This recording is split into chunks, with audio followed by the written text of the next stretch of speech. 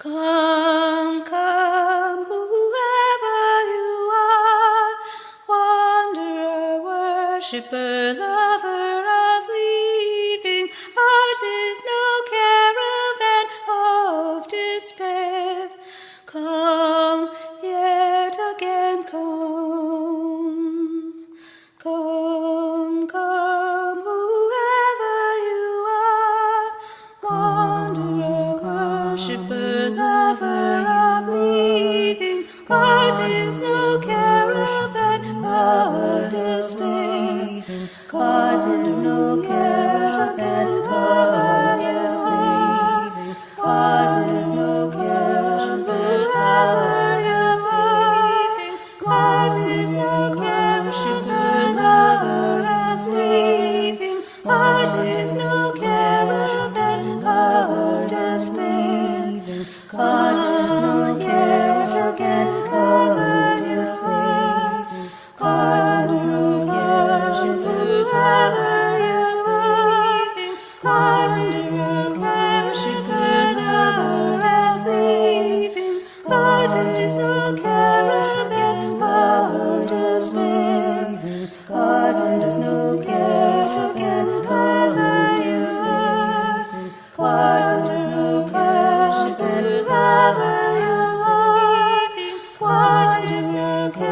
caravan of despair. Ours is no caravan of despair. Ours is no caravan of despair. Ours is no caravan of despair. Ours is no caravan of despair. Come, yet again come. You are welcome here. No matter your religious beliefs or lack of belief, you are welcome here. No matter your age, sex, sexual orientation, or gender identity, you are welcome here. No importa tu ciudadanía, tú estás bienvenido aquí. No matter your citizenship, politics, or relationship status. No matter your physical characteristics or health, you are welcome here. Whoever you are, wherever you are from, you are welcome in this place.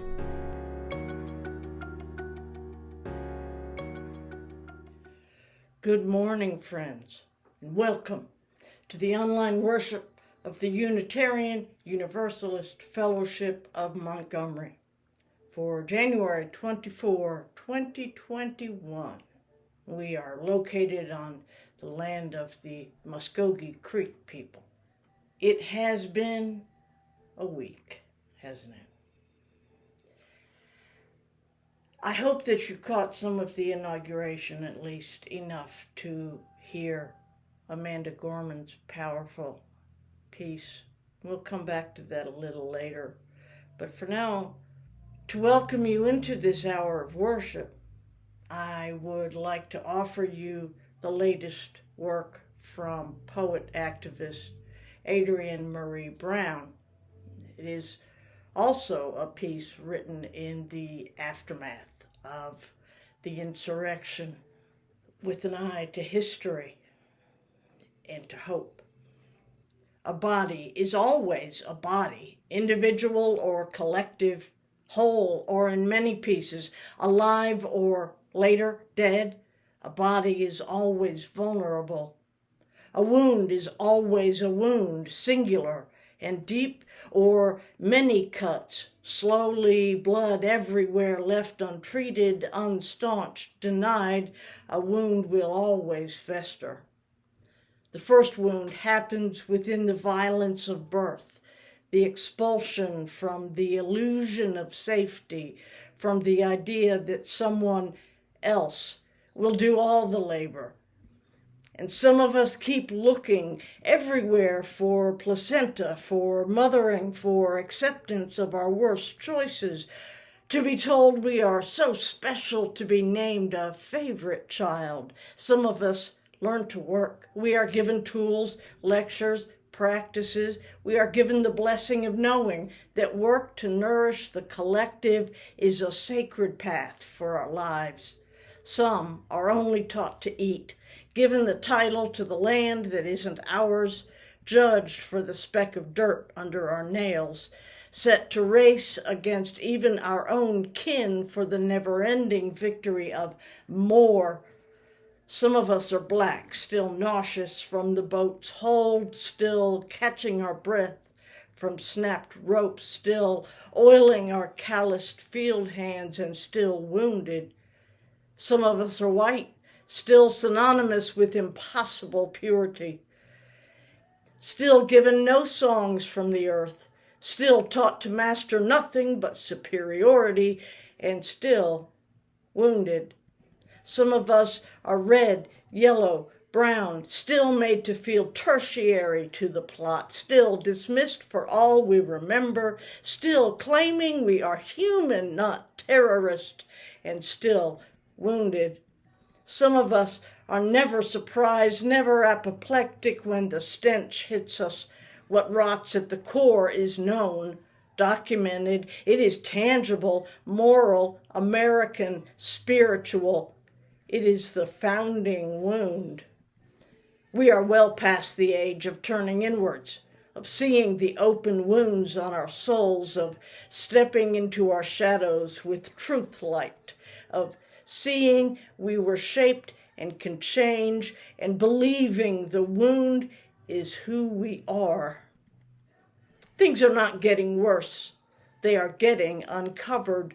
We must hold each other tight and continue to pull back the veil. See, we, the body, we are the wounded place. We live on a resilient earth where change is the only constant, in bodies whose only true whiteness is the blood cell that fights infection and the bone that holds the marrow. Remove the shrapnel, clean the wound, relinquish inflammation, let the chaos calm. The body knows how to scab, like lava stone, eventually leaving the smooth, marring scars of lessons learned. Denial will not disappear a wound. A body cannot be divided into multiple living entities.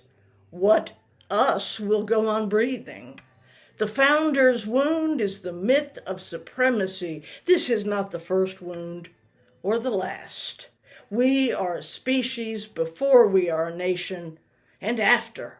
Warriors, organizers, storytellers, dreamers, all of us are healers. The healing path is humility, laughter, truth, awareness, and choice. A scab is a boundary on territory between what is within and what is without. When the line has been breached, stop picking at the scab, it slows the healing. Until we are dead, and even when we are exhausted and faithless, we fight for life. We are our only relevant hope. We are our only possible medicine. A body is always a body, wounded, festering, healing, healed. We choose each day what body we will shape with the miraculous material we're gifted. Let us finally attend to the wound. Let us finally name the violence. Let us finally break the cycle of supremacy. Let us finally choose ourselves whole. Let us finally love ourselves whole.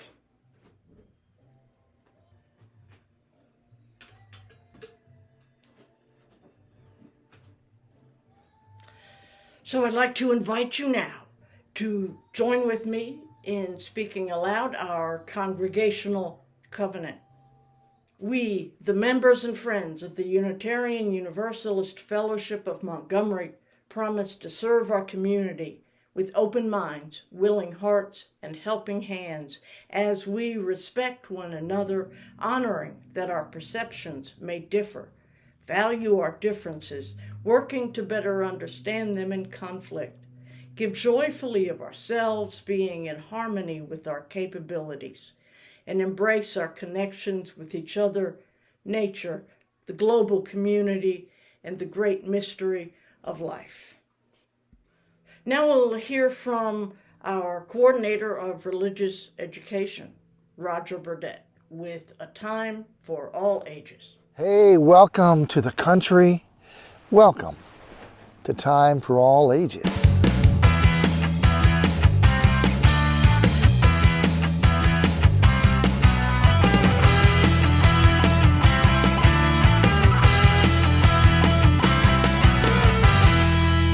Well, I am definitely in the country. I am in Chilton County. I grew up on this property.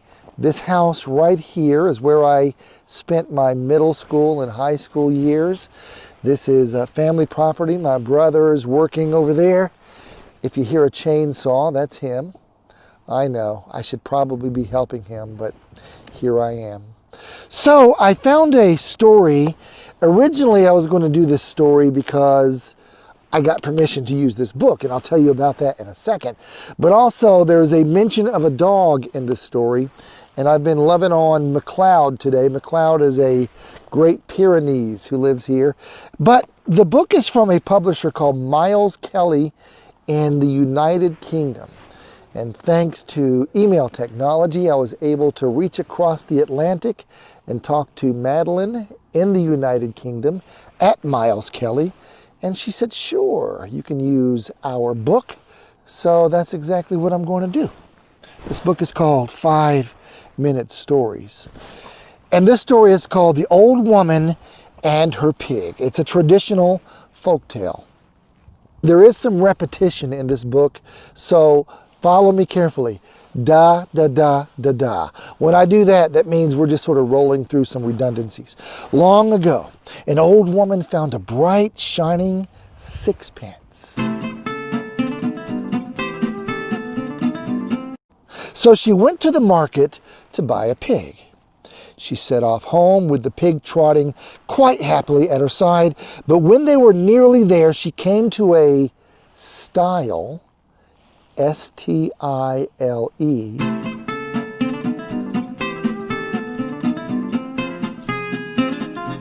and the pig would not jump over it. So the old woman went on a little further and she met a dog. She said, dog, bite that pig. The pig won't jump over the stile, so I can't get home tonight. But the dog would not. So the old woman went on a little further and she met a stick.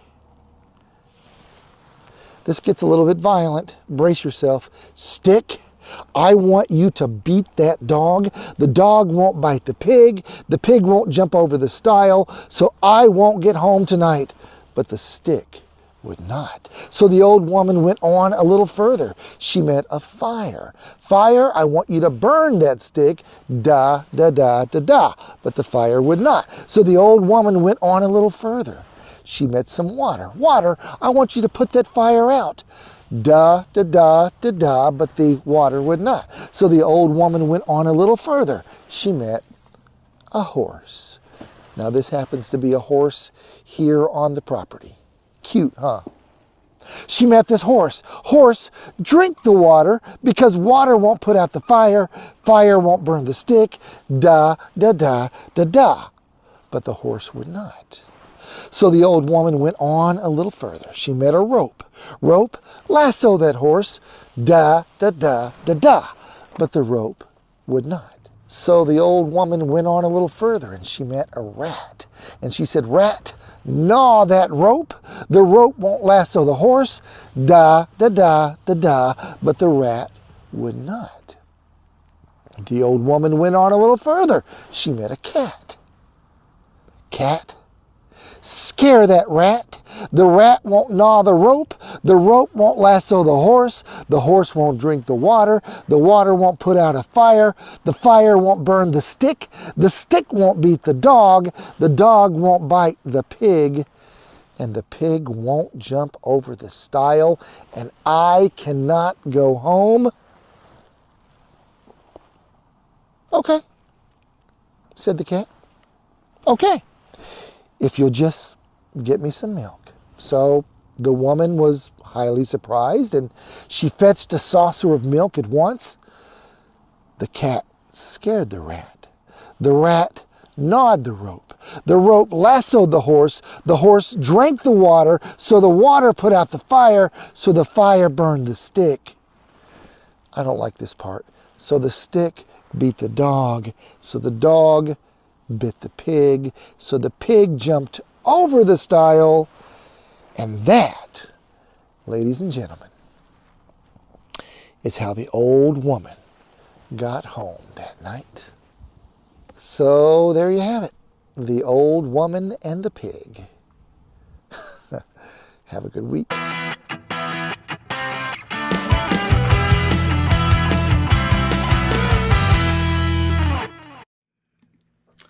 So it is Chalika, the 7-week festival of the Unitarian Universalist principles.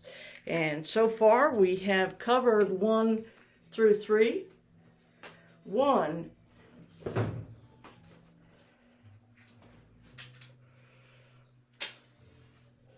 the inherent worth and dignity of every person. 2, justice, equity, and compassion in human relations. 3, acceptance of one another and encouragement to spiritual growth. And this week we have a reflection from a relatively new member, Gladys Perez, on the 4th principle. The 4th Unitarian Universalist principle is a free and responsible search for truth and meaning. We believe as you use in the search for truth and meaning, with openness in our hearts, that there is no end to the exciting search we as humans can find. It is free because we are open to the endless possibilities of revelations in our lives and the lives of others. We are free to be real and raw and vulnerable, even in our differences. We are free to search knowing that there are no right or wrong answers to our questions, even when we come across different answers. This principle reminds us to practice openness when we are sure that we have life figured out. Our search for truth and meaning is responsible because in our search, we remember to value the inherent worth and dignity of every person. As we search and try to make sense of life, we affirm, inspire, and encourage each other. In this principle, we strive to have compassion for others as we search for truth and meaning in our own lives. This search may sometimes feel endless, and maybe it is, but we know as you use that we are free to examine our own perceptions and still be open to others' interpretations of life.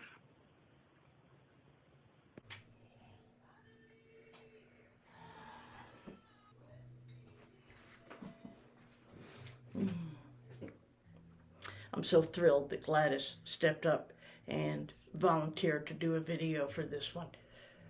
I am still looking for videos on the other principles that remain. You know my email address. Now, let's take that moment that we do each Sunday to lift up and let go the things that we carry with us through the week. As I mentioned in the beginning, it has been a busy, complicated week. We rejoice in the successful, if not entirely peaceful, transition of power that occurred this week. And in the hope for aggressive action in addressing the massive challenge posed by the COVID-19 virus. I want to lift up all of those who are still struggling in the anxieties, the aftershocks of the insurrection. It was a jarring and traumatic time. for many. I want to express my gratitude for all of those who have lent a hand this week, who have helped in whatever way they could. And I extend compassion and healing thoughts to those who continue to suffer with illness, for those who live with painful disability, for those who are dealing with economic deprivations as a result of this virus or for any other reason, for all of the things that we carry in our hearts, the anxieties and sorrows and concerns, and also the joys, the celebrations. I invite you to use the chat adjacent to the video screen to lift up and put out there what it is that's on your heart this morning, so that we may know one another more closely and be in fellowship and support together.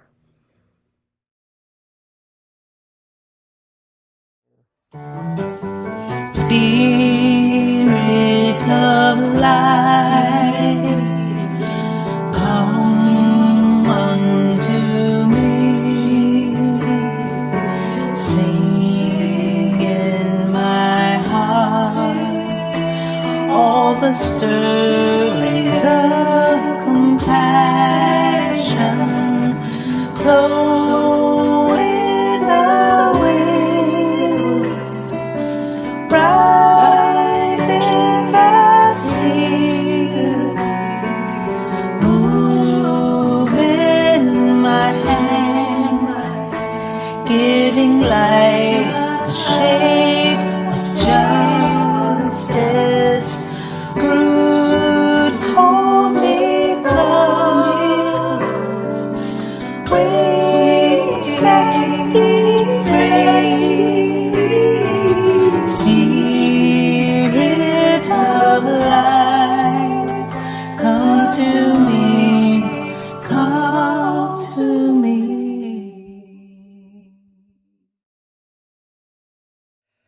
Now, our congregation has this tradition of sharing the undesignated Sunday offering with an organization doing the work on the ground to which we are dedicated in principle. For this quarter, January through March, I really wanted to make sure that we were doing something in relation to the kids in our community, the children. I'm really concerned about the children. I'm concerned about the families of those kids, given that Black and brown people are much more severely impacted by the pandemic. I'm concerned that we may have quite a number of kids who have been orphaned and living in emergency circumstances right now. There are so many reasons to be concerned about the kids right now. And almost directly across the street from our building is Capitol Heights Middle School. Capitol Heights doesn't have a PTA that will run fundraisers and help them with the ancillary things that the staff, faculty, and students need. So they are always in need of essential things. And in talking with the Social Action Committee and Simone Thomas, we decided that what we're going to do is take 50% of the undesignated offering and make purchases for Capitol Heights Middle for what they identify as their greatest need. It may be that they're not going back in the classroom soon, in which case their needs will be different from what they are right now, but they still will have serious needs. I'm looking forward to being able to get some members of the faculty on video to talk about that some more in coming weeks. But For now, I'm just asking you to contribute to the fund which we are collecting in support of the faculty and students at Capitol Heights Middle School. We will make purchases of items and supplies, and we'll let you know exactly how that unfolds. You were so generous in response to my request for the minister's discretionary fund, and now I'm asking you to help us support the public school students in our immediate neighborhood. As for me and my house, you'll find us serving peace. As for me and my house, you'll find us serving peace. As for me and my house, you'll find us serving peace. Peace for all right now. As for me and my house, you'll find us serving truth. As for me and my house, you will find us serving truth. As for me and my house, you will find us serving truth. Truth for all right now. As for me and my house, you will find us serving love. As for me and my house, you will find us serving love. As for me and my house, you will find us serving love. Love for all right now. Let's speak the truth to all right now. Let there be peace for all right now. As for me, in my house you'll find us serving truth. You will find us serving truth. As for me, in my house, you will find us right now. Here I stand. I'm committed to our first principle, but like you, I see what's going on around us, perpetrated by our neighbors, our fellow citizens. Sometimes it is an expression of hatred, perhaps more often simply indifference. I can love people in theory, but right now sometimes the practice is hard, and it would be dishonest as well as foolish to pretend otherwise. Right now, there are people we know, probably people we care about, who are more concerned with their real estate values or the balance in their retirement accounts than they are with the basic survival of their neighbors. There are people more concerned with their social status than with standing up to injustice playing out right in front of them. There are people more concerned with advancing in a career than with potential long-term impact of their workplace decisions. Now, those are not bad people, okay? They are regular people, kind and caring people, good citizens. I'm not talking about raving mobs storming the Capitol here or shouting epithets at a political rally. I'm talking about people just like us, human beings who mean well but don't always do so well, like all human beings. All of us. I'm talking about us. All of us are subject to moments of weakness or fear or exhaustion or distraction that can lead to choices we regret. And remembering that we all make wrong decisions, sometimes really terrible decisions, helps me to relinquish some of the anger and resentment against those who make enormously wrong decisions. But let me be clear, it does not reduce in any way my sense of obligation and urgency in opposing their actions. Because in these days, when it seems that so many people are making such bad decisions that lead to destructive and harmful behavior, potentially catastrophic consequences, the obligation and urgency of standing up to those actions are more important now than ever.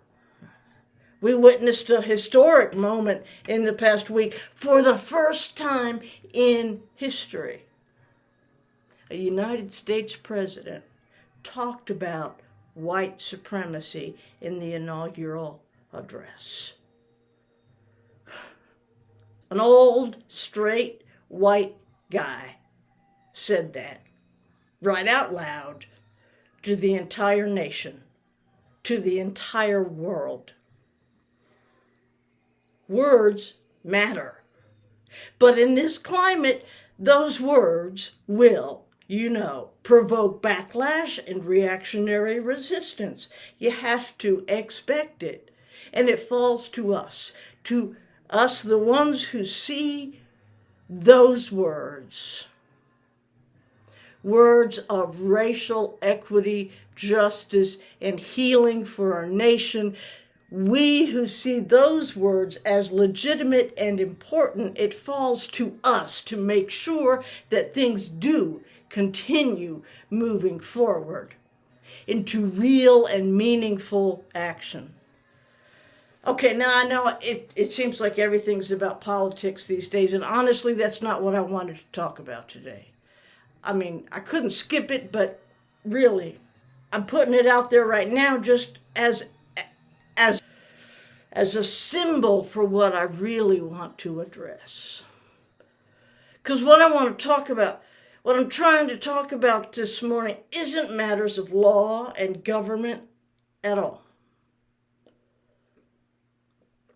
Our call, the call of Unitarian Universalism, the covenant to which we have committed ourselves, is to right action in our daily lives. Now, yeah, that will include sometimes issues of politics and law when they're right there at hand, but that's a tiny part of it. Widening the circle of concern. This document issued by the Commission on Institutional Change represents 3 years of study and interaction and reflection about how we Unitarian Universalist system-wide live into the call of our tradition. How are we living up to the commitments that we make in the principles within the context of our congregational life? Are we, in fact, engaged in a free and responsible search for truth as individuals as well as a congregation? Does our responsibility incorporate concern for the well-being, the dignity of those around us, especially of those who may be different from us?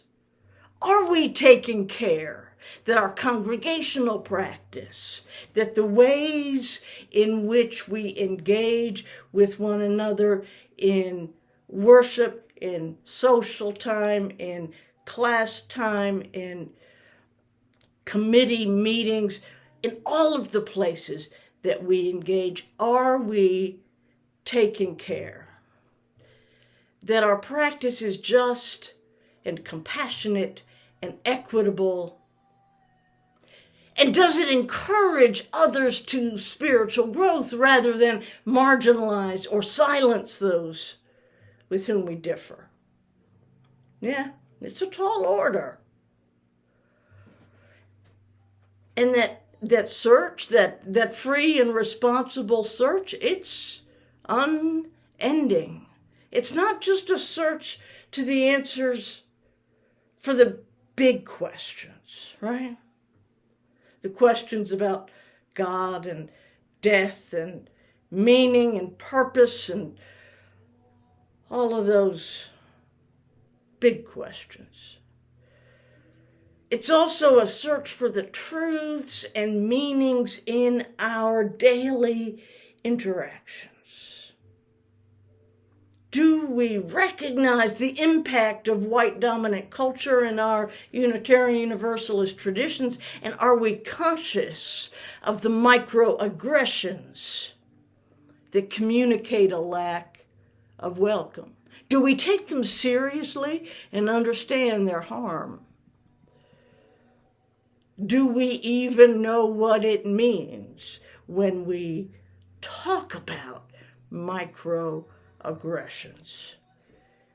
And if challenged, are we prepared to hear?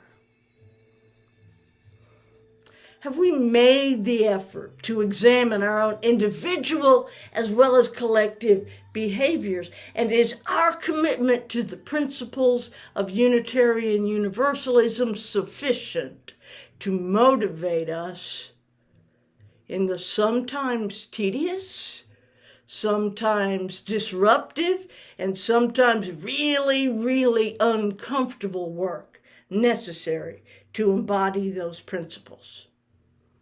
Are we prepared to confront when necessary, to listen silently when asked, to speak truthfully when invited, and to forgive ourselves and each other over and over again as we do this?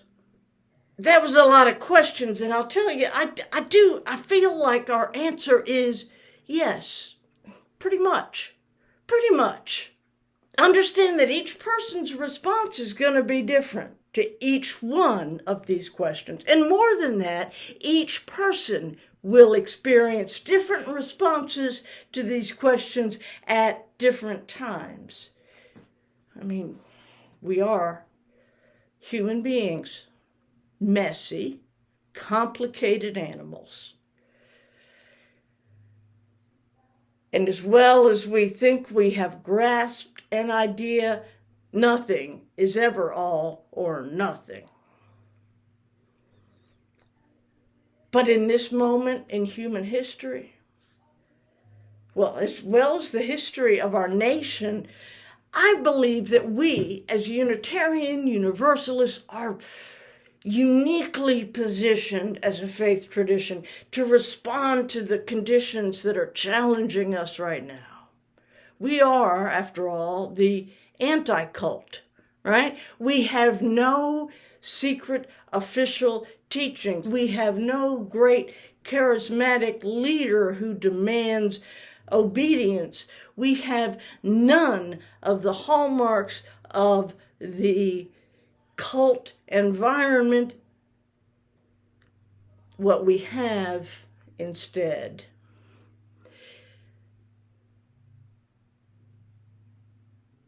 is spiritual principles, not handed down from on high, but derived from our gathering. We are a movement as much as we are a religious tradition, and we are on the move. Growing, learning, expanding, renewing, free and responsible in our tireless search for truth and meaning. We've always known as Unitarian Universalists that facts matter, that human reason is holy and worthy, that science is the voice of the creative force of the universe and of life itself, and that history is real and expanding and has something to tell us in all things. Because we know these things, because the wisdom of the prophets resides not on the mountaintop or in some ancient book, but in each of you. And because we live in this world as it is, while we are working to build the world that will be, we are made for this moment. We're made for nonviolent resistance, for bold social change, for unrelenting demand for justice and progress in human society. We stand together, not as a wild mob seeking to tear down, but as a diverse yet unified body seeking to build up what has been crushed or drowned out, to build hope, connection, compassion, community. You may be tired. I know I am. Last night I was on a call with a colleague who feels under attack right now because there's an anonymous letter circulating in their neighborhood that is making all manner of vile accusations against them. There is no actual threat and no reason to believe there is imminent danger, but it's unnerving. And this minister is understandably shaken, but they're not alone. I told them last night, because I know this is true, that when someone comes for one of us, they face us all. I can say that with confidence, because they have an established relationship in the Unitarian Universalist system. But can I be so sure about our willingness to be in solidarity with those that we don't know as well? Those that may seem strange to us, those who remain on our outer edges. That's the question that's widening the circle of concern seeks to explore. Because it matters more whether you will stand with the vulnerable stranger than that you will stand with me. It is those with whom we need to be in solidarity that must have our attention. As Rosemary Bray McNatt said in the piece that I read last week, nothing that Unitarian Universalists need to do is more important than making justice real here where we are. Hard as diversity is, it is our most important task. Let's be about it. I told you we were coming back to Amanda Gorman. Mr. President, Dr. Biden, Madam Vice President, Mr. Emhoff, Americans, and the world. When day comes, we ask ourselves, where can we find light in this never-ending shade? The loss we carry, a sea we must wade. We've braved the belly of the beast. We've learned that quiet isn't always peace. In the norms and notions of what just isn't always just is. And yet the dawn is ours before we knew it. Somehow we do it. Somehow we've weathered and witnessed a nation that isn't broken, but simply unfinished. We, the successors of a country and a time where a skinny black girl descended from slaves and raised by a single mother can dream of becoming president, only to find herself reciting for one. And yes, we are far from polished, far from pristine, but that doesn't mean we are striving to form a union that is perfect. We are striving to forge our union with purpose, to compose a country committed to all cultures, colors, characters, and conditions of man.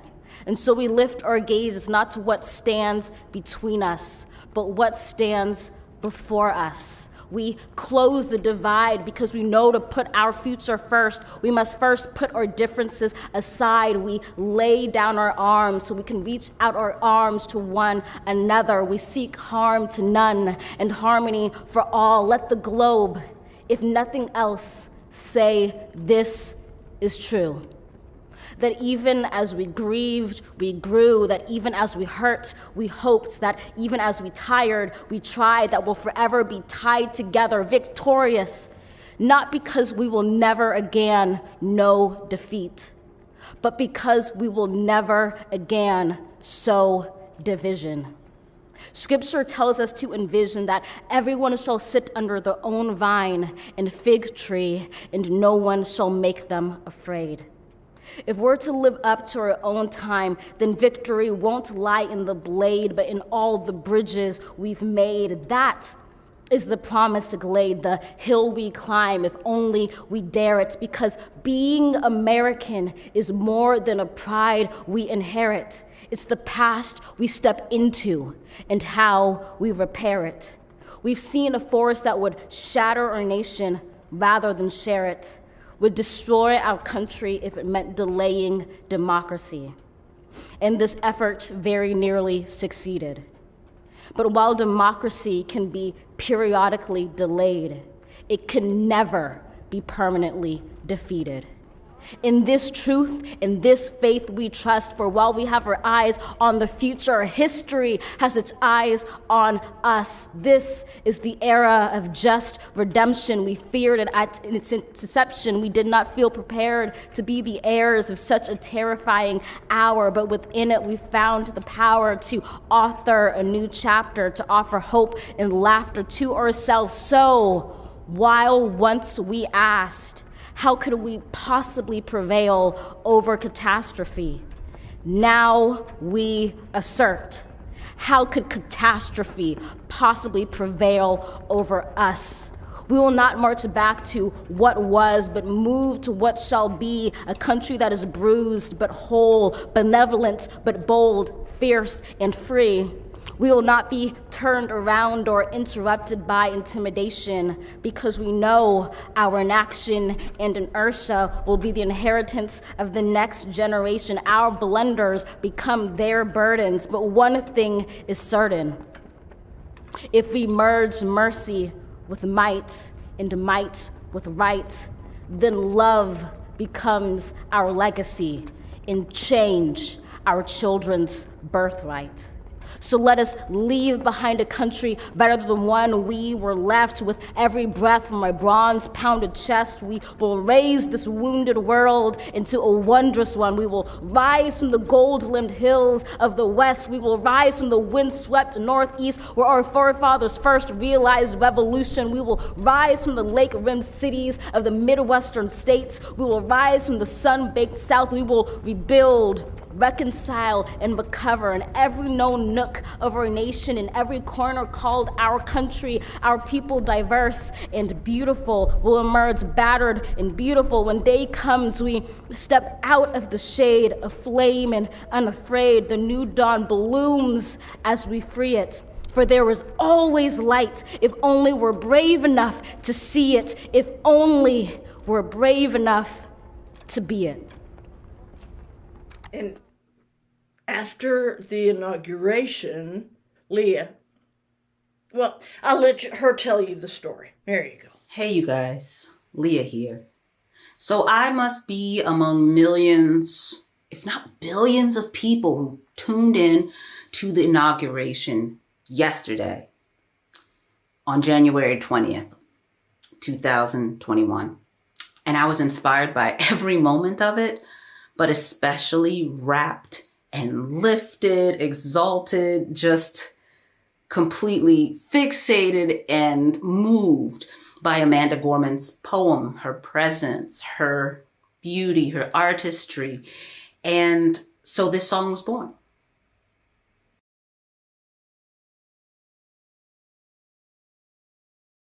There is always a light When we are ready to see it, there is always a light. When we are ready to be it, to see the light, to be the light, to raise our eyes in the dark of night, to climb this hill, together we will. There is always a light in the dark. When we are ready to see it, there is always a light in the dark. When we are ready to be it, to see the light, to be the light, to raise our eyes in the dark of night, and be a gift. Together we will. There is always your light. There is always light. We are ready to see it. There is always your light. There is always light. We are ready to be it. To see the light, to be the light, to raise our eyes in the dark of night, and be a gift. Together we will. There is always light. There is always dark. There is always light. There is always dark. To see the light, to be the light, to raise our eyes in the dark of night, and be a climb this hill. Together we will. There is always light. There is always dark. There is always shine. There is always shine. Be the light. So join us, please, for discussion second hour. It's on Zoom. Come out, join the discussion. Starts at 11 o'clock. The link is on the front page of our website. It's also below the video under the title. There's a description section. And there's a whole lot of stuff going on still during the week. And this is the fourth week of the month, which means it's Fourth Thursday, which means it's My Favorite Things with Mickey Todd. So be sure and join us for that. That link is on the front of the website too. Everything's on the front of the website.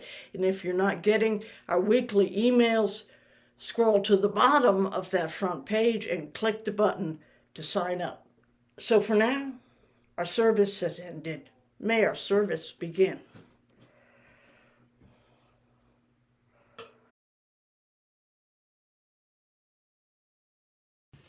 Hey you guys, Leah here. So when I started learning this song, my 11-year-old Jacob was listening in, and his first question when he heard the refrain was, "Is it?" And I had to stop the music for a second so we could talk about it. This is an unprecedented time. There's never been a time like this, ever. Without having been through all the times myself, I can confidently say there has never, ever been a time like this. This is an opportunity for us to really recognize that while something old is fading, this is a chance for us to really co-create a world that we want to see. That's great, it starts with an earthquake, birds, snakes, and airplanes. But this is no time to be afraid. Eye of a hurricane, listen to yourself churn. World search its own breeze, don't serve your own needs. Speed it up a notch, speed grunt, no strength. The ladder starts to clatter with the fear of how down spy, liar in a fire represents his own name. The government for hire is the combat site.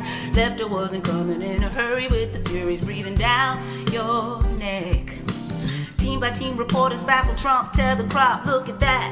Low plane, fine then, overflow, population, common hate, but it'll do, serve yourself, save yourself, world serves its own needs, listen to your heart bleed, tell me with the rapture and the reverend and the right, the vitriolic, patriotic, slam, fight, bright light, feeling pretty sight, it's the end of the world and we know it, it's the end of the world as we know it. It is the end of the world as we know it, and that's alright.